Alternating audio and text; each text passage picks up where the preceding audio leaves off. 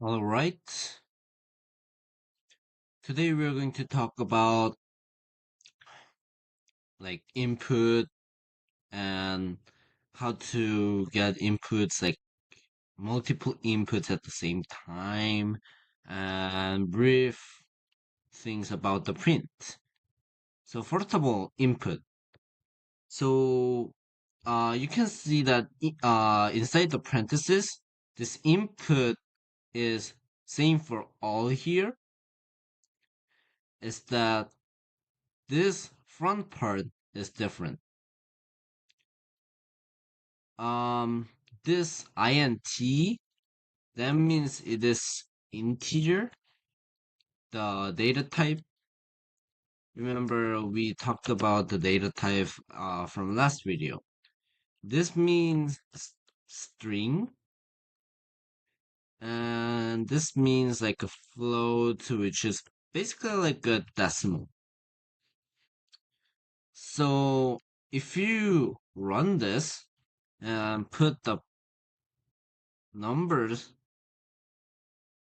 it just prints or like it just accepts.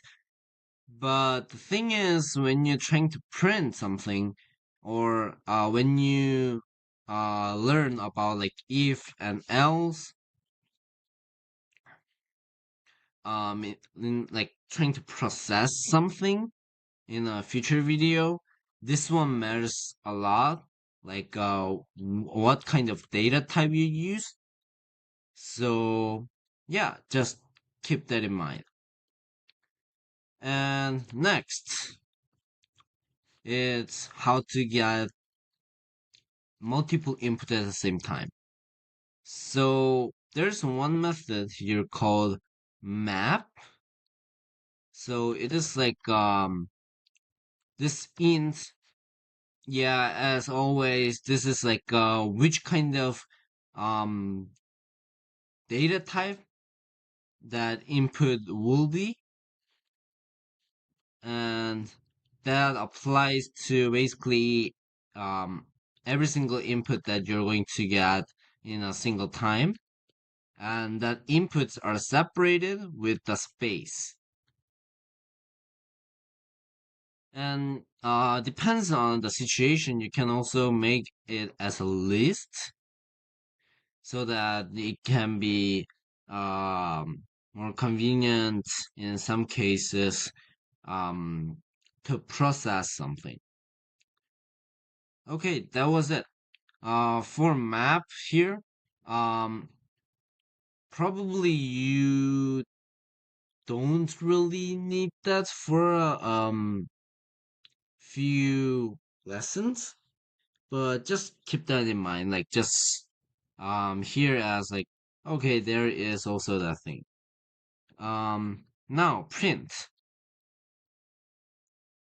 So when you talk about print, inside the parentheses, you have to use um like a quotation mark, unless it is something like a int input and then you want to print that out, or the result of the process in like later video, you have to use this quotation mark.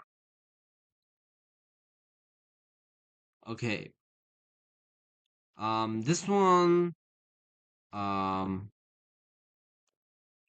let's say we want to print this hello world, and if you run it, it just prints hello world. But um, in Python,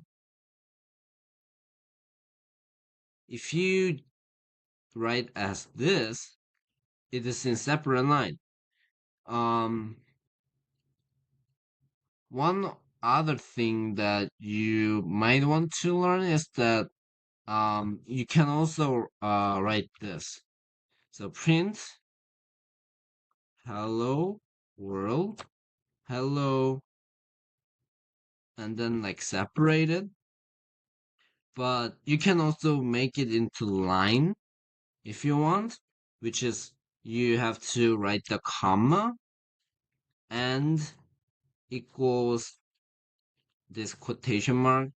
And if you do like just quotation mark, there will be no blank.